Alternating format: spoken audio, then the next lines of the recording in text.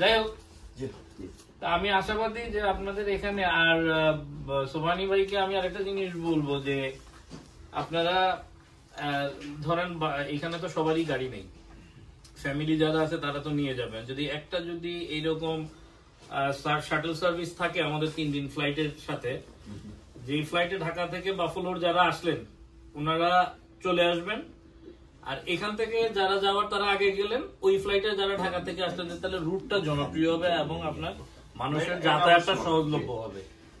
আমরা আমাদের এইটা তো 2টা রাষ্ট্রের ব্যাপার, নাহলে আমরা বিমান থেকে এটা অ্যারেঞ্জ করতাম, কিন্তু আমাদের পক্ষে এটা সম্ভব না, যেহেতু এখানে 2টা কান্ট্রি ইনভলভ। এটা হাই কমিশন লেভেলে এইটা আমাদের মাননীয় রাষ্ট্রদূত এবং আমাদের এমবাসির সহযোগিতায় যদি আপনারা করতে পারেন শাটল সার্ভিস 3 দিনে, আমার মনে হয় যে এটা বাফলোবাসীদের জন্য একটা আশীর্বাদ হবে ইনশাআল্লাহ।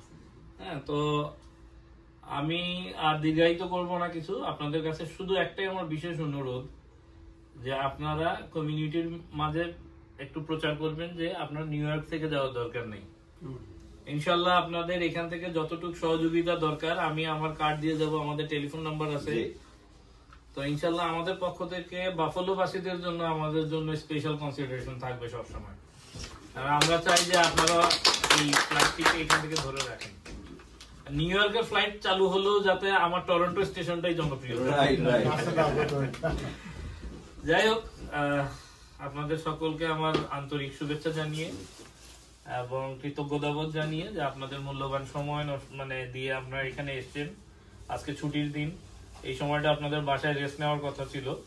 তো বাংলাদেশ বিমানের পক্ষ থেকে আপনাদের এই আন্তরিকতার জন্য আমি আমার অন্তঃস্থল থেকে আমার শুভেচ্ছা এবং কৃতজ্ঞতা জ্ঞাপন করছি। আশা করি বাংলাদেশ বিমানকে আপনারা সফলতার শীর্ষ পর্যায়ে নিয়ে যাবেন, এই ব্যাপারে আপনাদের সর্বোচ্চ সহযোগিতা কামনা করছি। ধন্যবাদ। ভোরে তখন কিন্তু একটা লোকের পক্ষে এয়ারপোর্ট যাওয়া খুবই কষ্টকর, বা রাত্রিবেলা অনেক, কিন্তু আসতে হয় এই জন্য কারণ আন্তর্জাতিক সময়সীমা অনুযায়ী আমাকে নিয়ম মেনেই কিন্তু ফ্লাইট পরিচালনা করতে হয় পৃথিবীর প্রত্যেকটা দেশে। তো আমার সময় অনুযায়ী ওই সময়টাই আমাকে ডিপার্চার হতে হবে, এবং এই সময় এবং এটা উইন্টার সামারে মাঝে মাঝে চেঞ্জ হয়।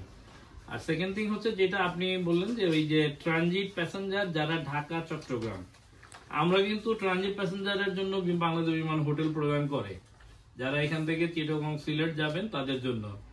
এবং আমার এখানে শুধু আপনার চিটাগং সিলেট না, আমার কাঠমান্ডু ক্যালকাটাও কিন্তু প্যাসেঞ্জার যাচ্ছে। আর এই দীর্ঘ সময়টা যদি কেউ হোটেলে না যে যদি এয়ারপোর্টে থাকতে চান, আপনি জানেন যে 3rd terminal very soon opening হবে। এটার পর্যায়ে আমরা আশা করছিলাম যে এটা আরো আগে হবে, এবং 3rd টার্মিনালের